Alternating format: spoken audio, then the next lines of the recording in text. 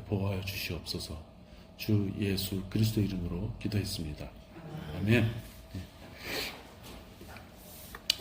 저부터는 총정리 1번에서부터 12번까지 했었습니다.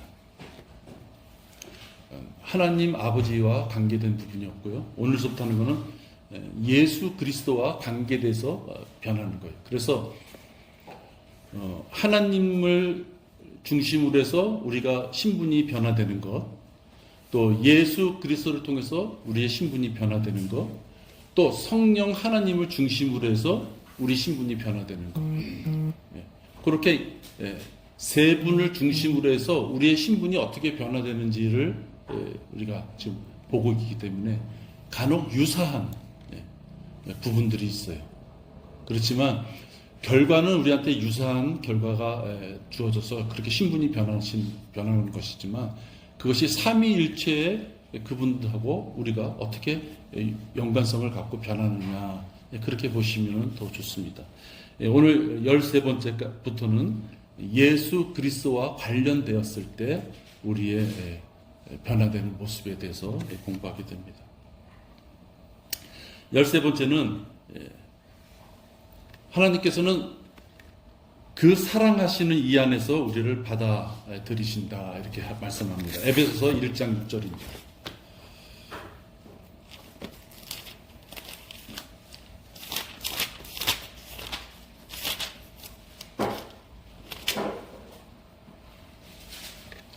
(5절부터) 내가 읽겠습니다. 에베소서 1장 5절입니다.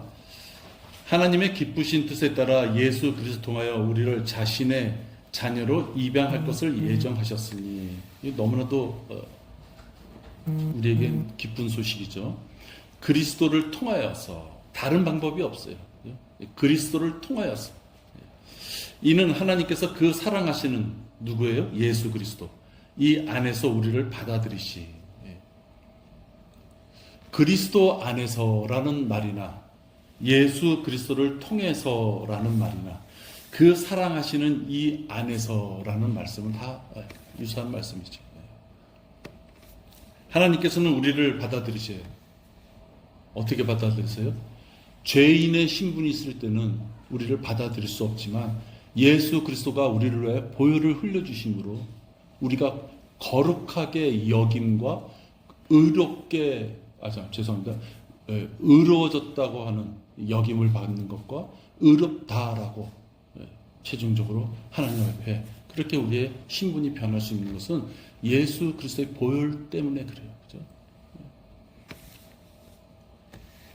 우리는 예수 그리스도가 계셨기 때문에, 우리를 위하여 죽으셨기 때문에 그 안에서 하나님 앞에 받아들여지는 자가 될 수 있다. 14번째입니다. 성도는 성령에 의해 그리스도의 몸 안으로 침례를 받을 수 있다. 그리스도의 몸 안으로. 구원받는 순간 그는 그리스도의 몸 안으로 들어간다. 이것이 성령 침례인데 장로교나 감리교나 행위를, 카톨릭이나 행위를 추구하는 자들은 이것을 성령 침례로 보지 않고 방언하는 것으로 보여요. 방언. 물침대 받고 방언하는 것으로. 고린도서 12장 13절에 보면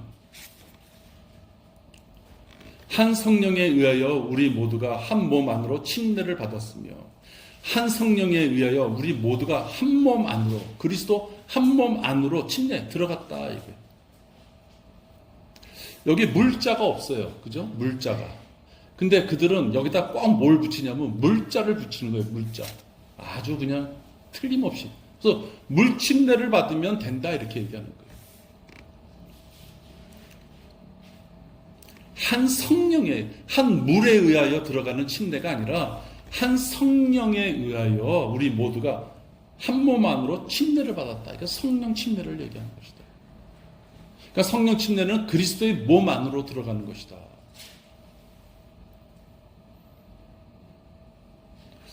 또 갈라디아서 3장 27절은 이것을 또 어떻게 표현했냐면 너희 가운데 그리스도 안으로 침례를 받은 사람은 그리스도로 옷 입었느니라. 이렇게. 그리스도의 옷을 입었다. 같은 말이죠.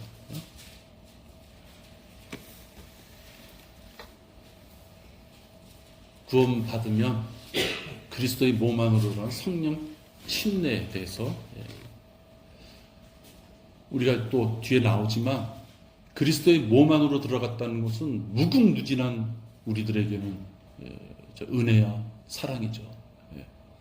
거룩하신 그분의 몸 안으로 우리가 들어갈 수 있었다는 것은 그냥 들어갔으니까 그걸로 끝나는 것이 아니라 하나님께서는 계획이 있으신 거예요.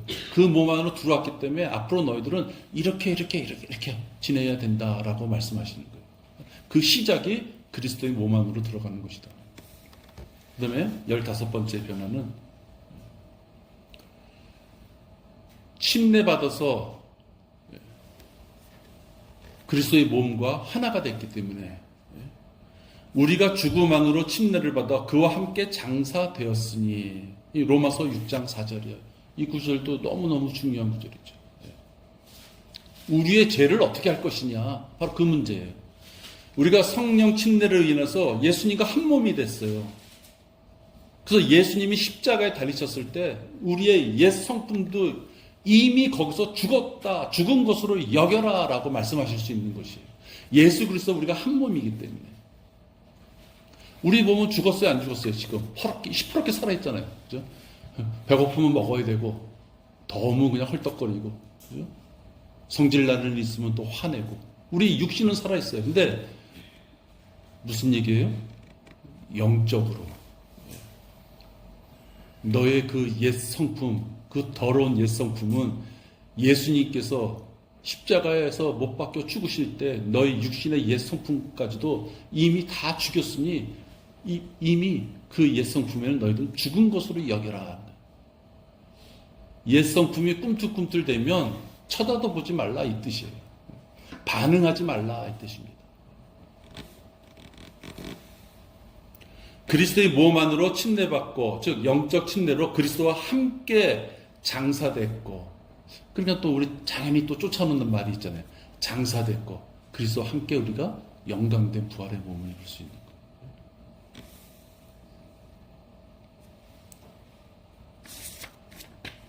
거예요. 16번째입니다.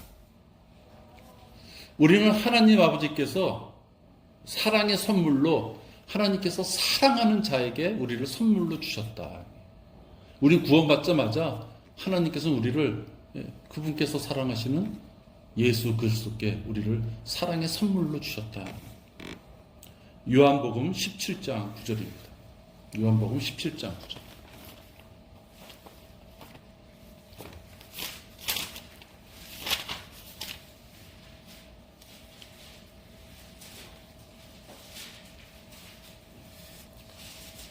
내가 그들을 위하여 기도하나이다. 나는 세상을 위하여 기도하지 아니하고 다만 아버지께서 내게 주신 자들을 위하여 기도하나이다. 이는 그들이 아버지의 사람들이기 때문이에요. 아버지의 사람들이기 때문에 아버지의 것인데 나에게 주었으니 나는 세상을 위하여 기도하지 않는다. 내게 주신 자들을 위하여 기도한다. 여러분, 우리 지체들은 이렇게 기도 제목 내면 사진 찍어갖고 이걸 메모해서 기도하자 그러잖아요. 누군가가 나에 대해서 기도해 준다 했을 때 여러분 힘이 나고 반갑고 감사하고 기쁘고 그렇죠. 근데 예수 그리스도께서 나를 위하여 기도해 주신다는 것이 누구께? 전능하신 하나님. 그렇지 않아도 전능하신, 그렇지 않아도 거룩하신 분이신데 그분이 나를 위하여, 여러분을 위하여 전능하시고 영원하시고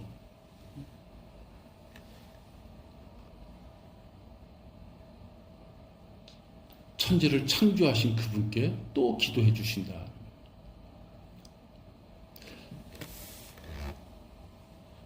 예수님은 하나님께서 주신 그 선물에 대해서 아주 잘 간수하시는 거죠. 그죠? 여러분들이 누가 귀한 선물을 주면 맛있는 거라면 잘 신선하게 간수했다 먹어야 되는 것이고, 좋은 그림이라면 먼지 안 닿게 잘 둬야 되는 거죠. 그죠? 뭐 그런 거 있잖아요. 가전제품이라면 누가 주면은 이왕이면 망가지지 않게 잘 써야 되죠. 귀한 선물을 받았을 때는 그만큼 정성이 들어가게 돼요.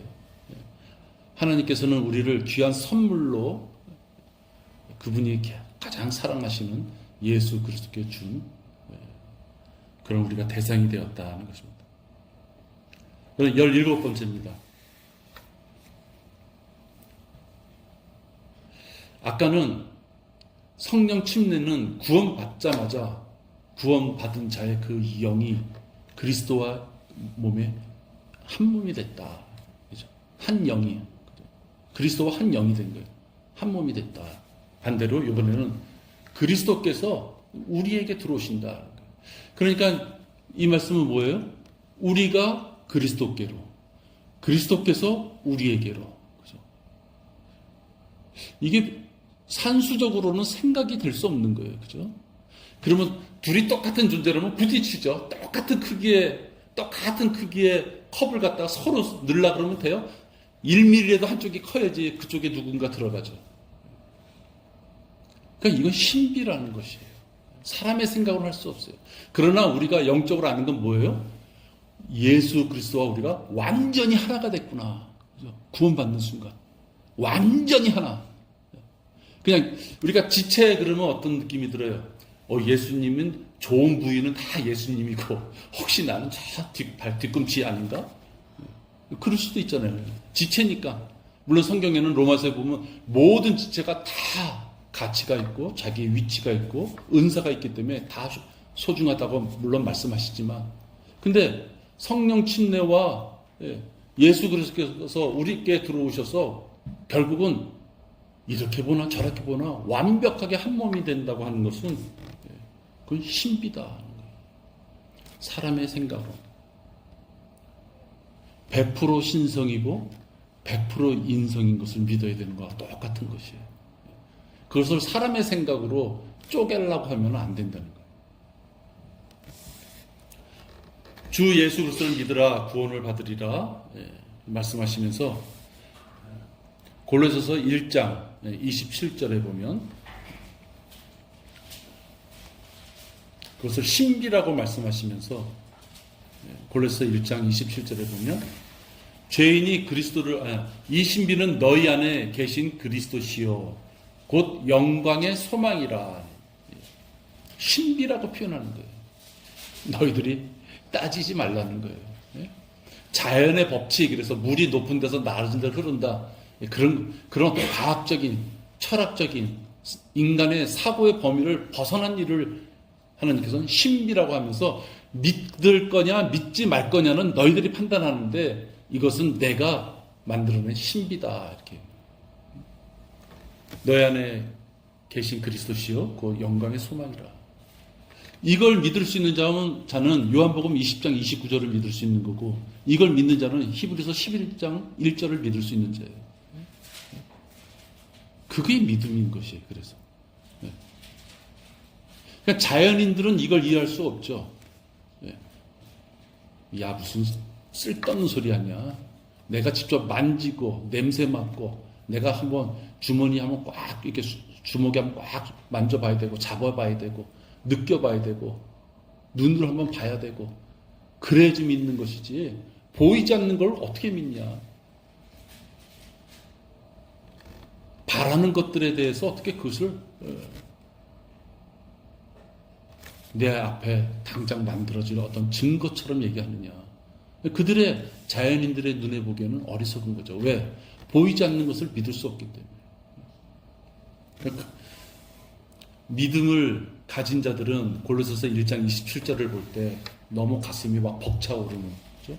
예수 그리스도가 내 안에 들어오신다니 얼마나 벅차요. 네? 믿음이 없는 자는 이걸 읽어도 아무런 의미가 없는 것이죠. 우리가 38가지 변화를 배우는데요. 38가지 중에서 단 한 가지라도 진심으로 믿는 자가 있으면 장로교, 감리교, 순복음교회, 미랄성도, 여호와의 증인, 그런데 다닐 수가 없는 거예요. 왜? 38가지는요. 구원 받는 순간 뭐 시간으로 따질 수 있을지 모르겠는데 구원 받자마자 동시에 이건 신학적으로 하나님께서 그렇게 만들어 놓으신 거예요. 예? 나는 조금 천천히, 난 저녁밥 좀 먹고, 나는 38번째는 난 조금 천천히, 너무 벅차요. 그게 아니에요. 1번서부터 38까지가 누군가가 예수님을 구세주로 영접하겠습니다. 주 예수 그리스도의 이름으로 기도했습니다. 아멘 하는 순간 그 38가지가 변화가 들어가요. 선택의 여지없이 하나님께서 그렇게 만들어 주신 거라. 그리스도 안에 들어온 자를 38가지로 변화를 만들어 주신 것이다. 그걸 믿는 자는 장로교나 감리교나 다닐 수가 없는 거예요. 왜? 38가지는 이미 하나님의 자녀가 됐다고 그러는 거예요. 안타깝죠. 평생을 다니면서도 참 안타까워요. 38가지를 믿는 자는 성경을 공부할 수밖에 없어요. 38가지를 믿는 자는 하나님 앞에, 우리 요즘 주로 서원이란 말을 안 하지만 요즘 주로 우리 결단 이런 말을 하죠. 내가 하나님 앞에 뭘 할 수 있을까요? 그 결단이 있어야 되는 것이죠. 뭘 할 수 있을까요? 하나님 앞에. 네. 18번째. 죄인이 그리스도를 믿으면 영원한 생명을 얻게 됩니다. 영원한 생명. 그래서 요한복음 10장 28절에 보면 내가 그들에게 영생을 주겠다. 이렇게 영생을 주겠다. 여러분, 누구에게 영생을 주겠다라는 말은 그것으로 이미 모든 그 계획은 그냥 끝이 난 거다 이 뜻이에요. 영생을 줬는데 너 요즘 하는 태도가 안 좋아. 잠시 중단. 한 달 정도 중단하다 보니까 태도가 좋아졌어. 다시 또 영생을 줄게. 그건 영생이 아니죠. 이렇게 표현해야죠. 너 상태가 좋구나. 너에게 생명을 줄게. 근데 생명을 줬는데 모습이 안 나와. 생명 잠시 중단. 그러다가 그가 또 개가천선을 했어요. 그럼 지금부터 12월 1일부터 다시 생명을 줄게. 그걸 우리가 영생이라 그러지 않죠. 그죠? 그건 중단된 거잖아요. 그죠? 생명을 얻었다, 생명을 놓쳤다, 생명을 얻었다. 예. 그건 구약 시대를 얘기하는 거예요. 지금 영생을 줬다는 건 뭐예요? 어느 한 시점에 하나님께서 영생을 주셨다는 것은 더 이상은 생명이 끊칠 수 있는 기간이 없다는 걸 얘기하는 거예요. 그러니까 그것만 알아도 장로교, 감리교 갈 이유가 없는 거죠. 영생이라는 단어 뜻만 좀 잘 알아도. 누군가가 선한 일을 많이 했어요. 너 이 호텔에 영원히 살 수 있는 티켓을 줄게. 티켓을 줬어. 영원히 살 수 있는 티켓을. 그건 어떤 의미예요? 끝이 없이 계속해서 살 수 있다는 의미의 티켓을 줬어야지 그 이름을 붙이는 영원한 티켓이라는 그 의미가 있는 거죠. 그죠? 그냥 착한 일 했다고 해서 너 호텔 이용할 수 있는 숙박권 줄게. 야, 숙박권 써. 마음 놓고 네 마음대로 쓰고 싶은 만큼 다 써. 그 얘기는 뭐예요? 내 마음에 안 들면 중간에 뺄 수도 있는 거예요. 그러니까 영원이라는 말이 붙었을 때는 중단되지 않는 걸 얘기한다. 그죠? 우리가 성경에서 볼 때 그렇게 봐야 돼. 영원이라는 그 단어가 들어갈 때는 끊치지 않고 계속해서 이어지는 걸 영원이라고 그러지. 중간에 무슨 이유가 있어서 끊어지는 것은 영원이라고 할 수 없다. 내가 그들에게 영생을 준다. 그들은 영원히 멸망하지 않을 것이며. 그 다음에 요한일서 5장 13절에도 보면 이 구절도 영생에 관련돼서 아주 중요하죠. 요한일서 5장 13절입니다. 너에게 영생이 있음을 알게 하려 함이며. 영생이 있음을 알게 해요. 영생이 있다는 얘기를 하는 거예요, 지금. 그렇죠? 그래서 마지막에는 또 믿도록 하려 함이라. 그러니까 하나님께서도 우리 인간들을 너무 잘 아시는 것 같아요. 영생이 너에게 주어졌다고 했는데 그 귀한 선물을 받고서도 잘 몰라. 예? 그러니까 무슨 말이에요? 그거를 믿도록 내가 지금 하려 한다 하는 거예요.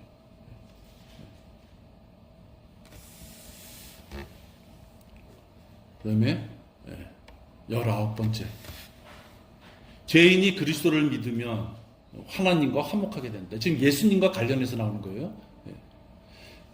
베드로전서 2장 24절에 보면 예수님께서 친히 나무에 달리셨어요.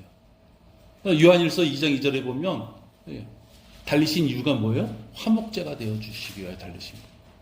그러니까 예수님께서 이 땅에 오셔서 죄와 저주가 되어 주셔서 화목제로서 십자가에 높은 데 달려 죽으셨기 때문에 우리가 하나님과 화목하게 된 것이다. 예수님이 보혈이 없었으면 우리는 하나님과 화목해질 수 없었다. 그러니까 예수님이 우리를 위하여 희생제물이 되어주신 그 보혈로 인하여서, 그게 빌립보서 4장 7절이에요. 그리하면 모든 지각을 초월하시는 하나님의 평강이 그리스도 예수 안에서 너희 마음과 생각을 지키시리라. 그리스도 예수 안에서.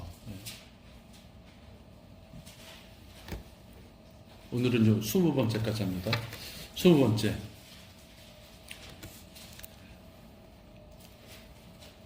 구원받는 순간 하나님의 친구가 된다.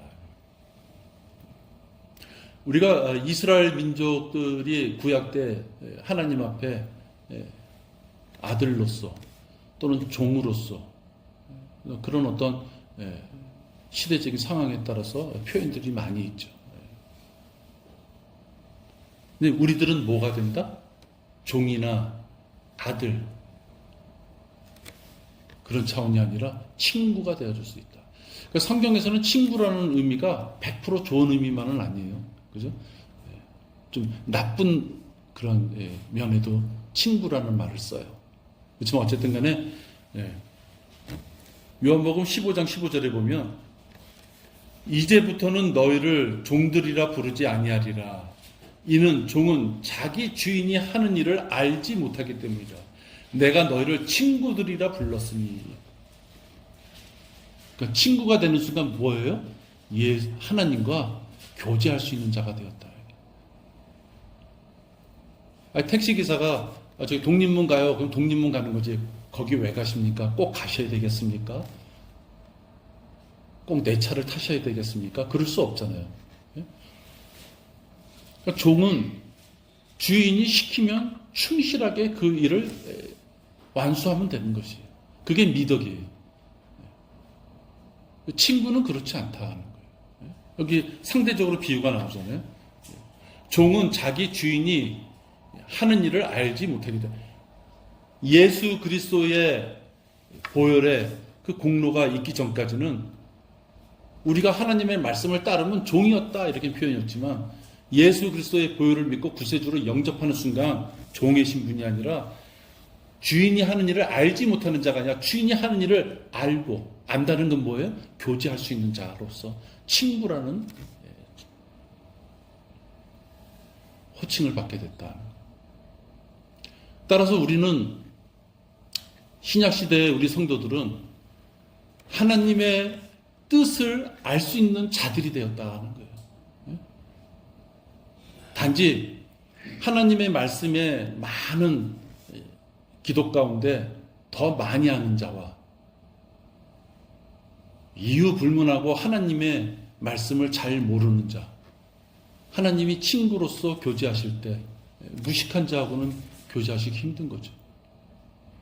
모르기 때문에 무슨 그 편견을 가지고 진짜 세상적인 기준으로 하면 너 말이 안 통하니까 꺼져, 그런 차원이 아니라, 그죠? 하나님의 자녀로서 지옥에 가지 않고 그리스도 심판석에 올라와서 셋째 하늘에서 그들을 만날 때 하나님께서 수많은 기회를 주셨음에도 불구하고 무시하던 자, 그 자가 하나님하고 어떻게 교제를 하겠느냐. 하나님께서 우리를 친구로 부르셨다는 것은 교제하자고 친구로 부르신 것이다. 따라서 하나님과 교제하려면 하나님의 말씀에 대해서 많이 알아야 된다. 오늘 여기까지 하겠습니다. 잠시 기도하겠습니다. 하나님 아버지, 주님께서 저희들에게 38가지 변화를 주어서 저희들 공부하고 있습니다.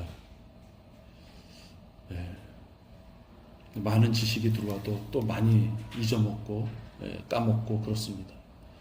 그러나 아버지 하나님, 항시 우리가 주님 앞에 다가서기 위하여 무엇인가 필요할 때 어디에 무슨 내용이 있는지 최소한도 이렇게 찾아볼 수 있는 그 정도의 성의와 그 정도의 열정, 그 정도의 성실함은 있을 수 있도록 인도하여 주시옵소서. 우리 귀는 두 개가 있어서 한쪽으로 들으며 한쪽으로 스쳐갑니다.